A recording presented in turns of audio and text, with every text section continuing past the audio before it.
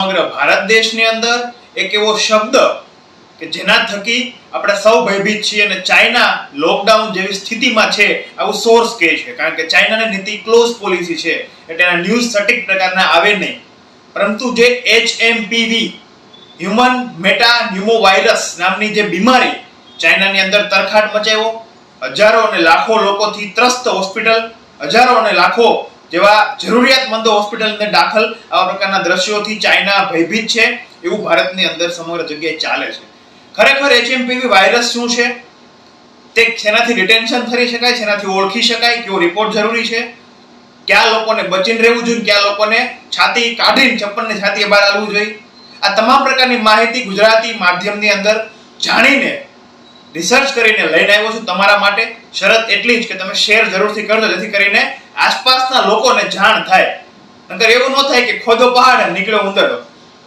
તો ફરી એક વખત HMPV વાયરસનું ફૂલ ફોર્મની જો વાત કરીએ તો હ્યુમન મેટા ન્યુમોવાયરસ, જે RNA પ્રકારની એન્ટીબોડીઝ પ્રકારનો વાયરસ છે, જેની વાયરસની કુટુંબ ગોત્રની વાત કરીએ તો ન્યુમોવિરિડી ફેમિલીનો વાયરસ છે.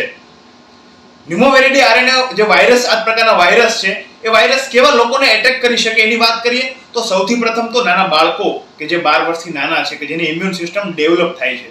બીજા નંબરે કે જે લોકો માનસિક અને શારીરિક થોડા ત્રસ્ત છે, જેની હાલત ઠીક નથી, કે જે પૂર્વાશ્રમની અંદર કોરોના, ડાયાબિટીસ, હાઇપરટેન્શન જેવી નાની મોટી બીમારીથી ત્રસ્ત છે. ત્રીજા નંબરના કે જે લોકોને ઇન્ફેક્શનની દવાઓ ચાલે છે, કે જે લોકોને બોડીની અંદર નાના મોટા ઇન્ફેક્શન છે, જે શરદીની સિઝનની અનુસાર શરદી, ઉધરસ જેવા નોમિનલ સિમ્પટમ આવતા હોય તેવા લોકો પર આ વાયરસ વધારે એટેક કરી શકે છે, કારણ કે આ વાયરસના સિમ્પટમ જ કંઈક એવા છે: રેનિનોઝ, નાકમાંથી પાણી વહેવું, શરદી, ઉધરસ અને શ્વસન તંત્રની અંદર ઇન્ફેક્શન લાગવું અને શ્વાસ જાડો થવો, શ્વાસ રૂંધાવો. Same to same corona, but corona જે પેન્ડિક અને એપિડેમિક સિચ્યુએશન હતી એવી નથી. આ વાયરસ ખાસ કરીને ઉષ્ણ કટિબંધીય આસપાસ જોવા મળે, કે જ્યાં સૂર્યના કિરણ ઓછા હોય અથવા શિયાળાની સિઝન હોય, ઠંડુ વાતાવરણ હોય, કારણ કે આ વાયરસ RNA પ્રકારનો ન્યુમોવિરિડી પ્રકારનો છે, ઠંડા ક્ષેત્રની અંદર સજીવન રહી શકે 15 થી 30 દિવસ પૂરતું, એટલે કે 1 મહિના સુધી. આવા સમયની અંદર કોઈ વેક્સિન કે કોઈ દવા હાલ સુધીમાં ચાઇનાથી, અમેરિકાથી, રશિયાથી, ભારતની અંદરથી ક્યાંયથી આવી નથી.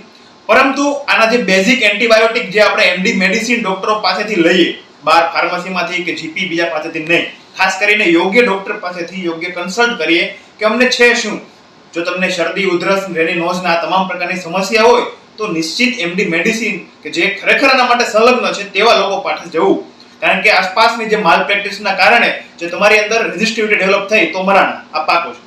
તો સ્વાભાવિક રીતે વાત કરીએ કેના થકી ખબર પડે આપણને આવું છે. આજે શરદી, ઉધરસ થઈ હોય તો આપણે CBC અને CRP કરાવતા હોય, તો આ રિપોર્ટ માટે RT-PCR કે જે કોરોનાની અંદર આપણે કરાવીએ છીએ, રિવર્સ ટ્રાન્સક્રિપ્ટેડ પોલિમરેઝ ચેઇન રિએક્શન, કે થોડો કોસ્ટલી રિપોર્ટ છે, પરંતુ સટીક અને માધ્યમથી જો તમારે HMPV વાયરસને જો આઈડેન્ટિફાઈ કરવો હોય તો RT-PCR જરૂર છે. બીજા નંબરે IgG અને IgM જે એન્ટીબોડી ટેસ્ટ છે, કે જેના થકી આપણે ખબર પડે કે કોઈ રોગ આવીને જતો રહ્યો કે નહીં, કોઈ ગેટની અંદર આવીને જતો રહ્યો કે નહીં. તો આવા પ્રકારની સાદી માહિતી લઈને આવ્યો છું આપ સૌ સુધી પહોંચાડવાની. ખરેખર આસપાસ સાથે પેનિક ન કરતા, ખરેખર જાણીને સમજીને જો આ રોગ સાથે આપણે ઇન્ટરેક્શન કરીએ. આપણી સરકાર તો ખરેખર સંવેદનશીલ છે, જે આ રોગ વિશે વિશેષ કાર્યરત છે, અને કાલે વિશેષ ગાઈડલાઈન પણ બહાર આવી ગુજરાત રાજ્યના જે સ્વાસ્થ્ય મિનિસ્ટર છે.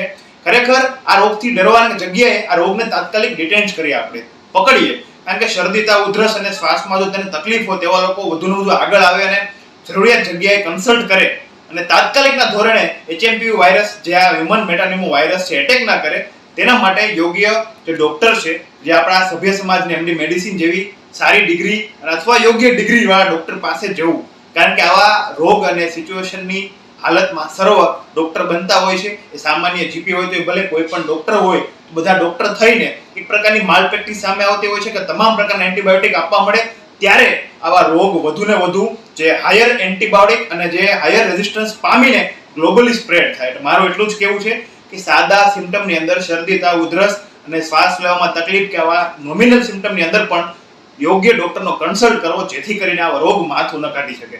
બસ આટલી જ માહિતી છે. ડરવાની જરૂર નથી, પણ હા, લાપરવાહી કરવાની નહીં. આભાર. જય હિન્દ, જય ભારત.